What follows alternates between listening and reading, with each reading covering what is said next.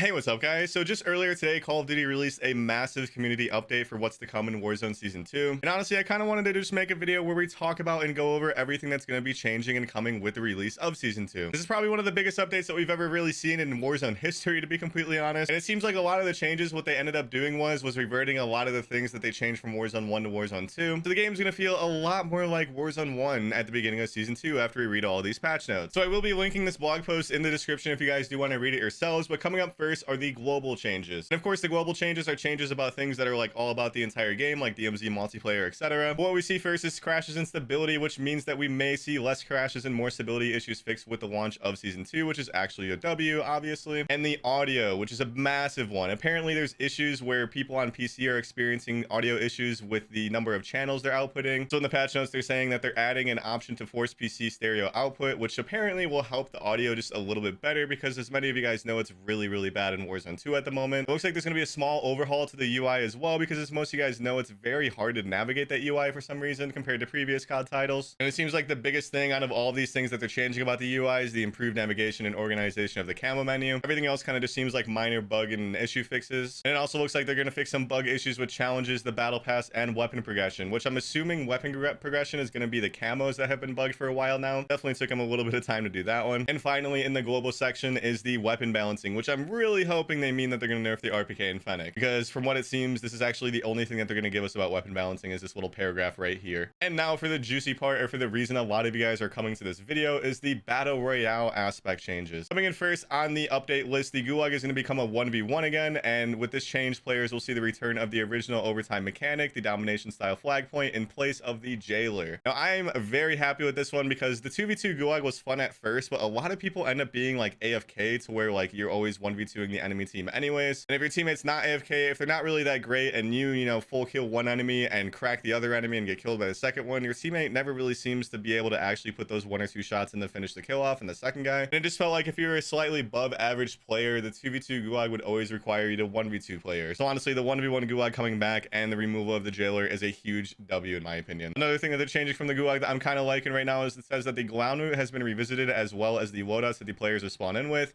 We've updated the pool to include assault rifles, submachine guns, and light machine guns as primary weapons, and as the circle progresses, which is a lot better in my opinion than just having shotguns and pistols. I really liked it when it was a random weapon like in Warzone 1. And apparently shotguns will be removed from the rotation as well, which is a W, because there's hit reg is so inconsistent on those things. It looks like they're adding a new mechanic into the game as well, where if you win the gulag, you'll spawn back with a little bit of a cash reward. That's a W. And it also looks like they're going to replace some of the loot that's on the ground in the gulag with cash as well, so it'll kind of increase players' desire to actually want to like move around the gulag. Coming up next after the gulag is the cash economy, and it looks like in addition to cash changes to the gulag outlined above, they are also going to be balancing the battle royale economy with a slight reduction in cash rewards for completed contracts. Not really a huge fan for that one, because there's not really that many contracts on the map anyways, but probably one of the biggest changes with the money that they're doing is it looks like they're increasing the lowest value of cash piles from the ground loot to 800 and from cash registers to 500, which means that instead of finding 100 stacks in the ground, the lowest you'll find is 500. And instead of finding 100 stacks in the cash register, the lowest you'll find is 800. Although they all are doing that, I wouldn't be surprised if they do remove some of the cash registers, especially in that one building next to the high-rise building. Next on the list is the looting and the inventory, and one of the biggest things is that they're shifting away from loot windows and menus to floating loot that will now drop out of all containers in the world,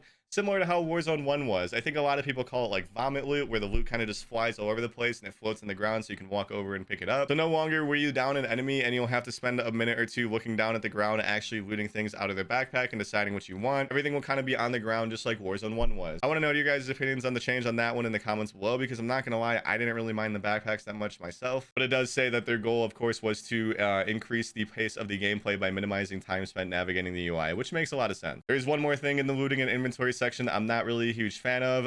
It looks like they're actually going to be getting rid of medium and large backpacks on the ground, so everybody's going to have 5 spaces in the backpack without the ability to actually make those spaces larger. I guess that does kind of prevent like the kill streak spam and like the stun grenade spam or whatever, but I kind of like the medium and large backpacks. Next on the list is loadouts, which I'm sure a lot of you guys want to hear about. It looks like with the release of Season 2, they're going to be introducing customizable perk packages, which basically means they're reverting the perk system back to Warzone 1. It also looks like they are going to be reducing the cost of the primary weapons at buy stations to a more affordable price point. They're also going to be lowering the price of loadout job markers to altogether, which I'm assuming it's not going to cost like 32k or whatever in squads anymore to buy a loadout. And one of the biggest and probably the fastest pace change in this entire patch notes list is a second loadout drop will be dropping at the first circle and at the fifth circle. So it's going to be basically just like Caldera, where the free loadout drops really early on and really late in the game as well. After loadouts, they added a few things about 3-plate vests. They're actually going to be getting rid of the 3-plate vest, and everybody's going to spawn in with 2 plates and have the ability to put on a 3rd plate right off rip, just like Warzone 1. They're also going to make some changes to the movement as well. You're going to be able to actually bust through doors while plating, and you'll have a slight speed increase while plating as well, but it's not going to be a full sprint speed. It looks like they're going to make buy stations just a little bit more common across the map, and they're going to add a couple more spots to them to make them more